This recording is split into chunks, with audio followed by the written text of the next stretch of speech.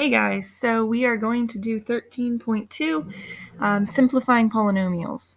All right, so hopefully now you guys are a little bit more comfortable and familiar with the wording and terminology that we're going to use with polynomials. So now we're going to look at simplifying them. Okay, so this should kind of be review and just kind of putting together some different things that we've done this year. So in order to simplify a polynomial, you're either going to combine like terms or distribute. Okay, now the one thing I want you to remember that we haven't done since the beginning of the year is the product rule. The product rule says when you're multiplying two terms and they have the same base, you just add the exponents. Okay, so if we did 2x squared times 4x squared, they have the same base because the base is x. All right, so you would multiply the coefficients. 2 times 4 is 8, and you would add the exponents. All right. Okay. So when you do this, now if there's an addition sign between the two polynomials, which these are both binomials, then the parentheses really aren't needed. Okay. So you don't have to worry about the parentheses as long as there is a plus sign in between them. You can just go ahead and combine like terms. Okay.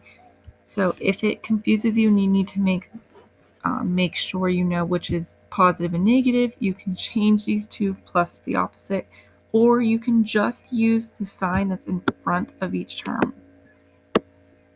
Okay, so 5 is positive, 2x cubed is positive, negative 3x is negative, and 4x cubed is negative because it has a minus sign in front of it, which you can just treat as a negative sign. Now, when we do these, we're going to combine like terms. So when I look here, I see that I have 2x cubed and I have negative 4x cubed.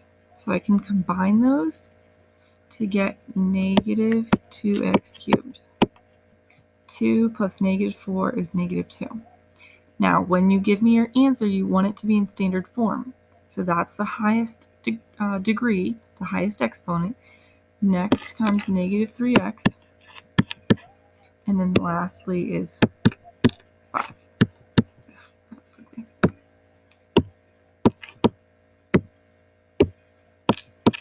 Okay. Again, make sure that they are in descending order based on the exponents. Now, if you wrote that as negative 2x cubed plus negative 3x plus 5, that's also the same answer. It doesn't matter. Okay. All right, let's do this one. Now, if you have a minus sign between them, now the parentheses do matter because you need to make this plus, opposite, opposite, opposite. Okay.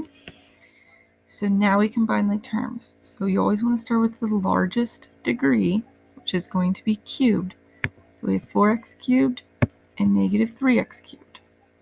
So when you add those, you're going to get 1x cubed. Next comes squared, which is negative. So we have negative 3x squared. Again, if you put plus negative 3x squared, it will accept it. That's fine. And then lastly, we have just x to the first. So we have negative x and positive 3x. So 3 and a negative 1 is going to give you positive 2x. Okay, so you're just combining like terms. Like terms mean they have to have the same exponent. Okay, so when you combine them, make sure that your answer is in standard form, meaning the exponents go from greatest to least. Okay, all right. Last example. So these ones you are distributing. This is our everybody gets a cookie method. So x times 8 plus. Now this is where I told you about the product rule. We do 5x times x. Well, that's 5x. Remember, this x basically has a 1 in the exponent, and so does this one. So 1 plus 1 is negative 2. I don't know why it's doing that. And then keep your sign. X times x squared, that's x, and you add the exponents. When you're multiplying terms, you add the exponent.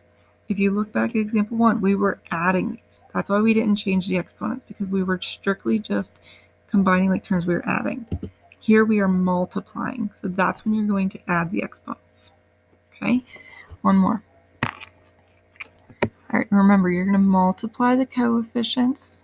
So multiply the big numbers and add the exponents. Well, in this one, it doesn't have an x, so it's just going to stay the same. Keep the sign. Multiply the big numbers, the coefficients, and add the exponents. Okay, you can look back at this to help remind you, but the biggest thing to remember is when it's just adding and subtracting, you're just combining like terms. Find the same exponents and add the coefficients. When you are distributing, you're multiplying. So you're going to multiply the big numbers, the coefficients, and you're going to add the exponents, right?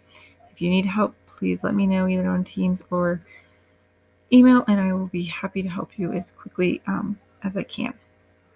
Good luck.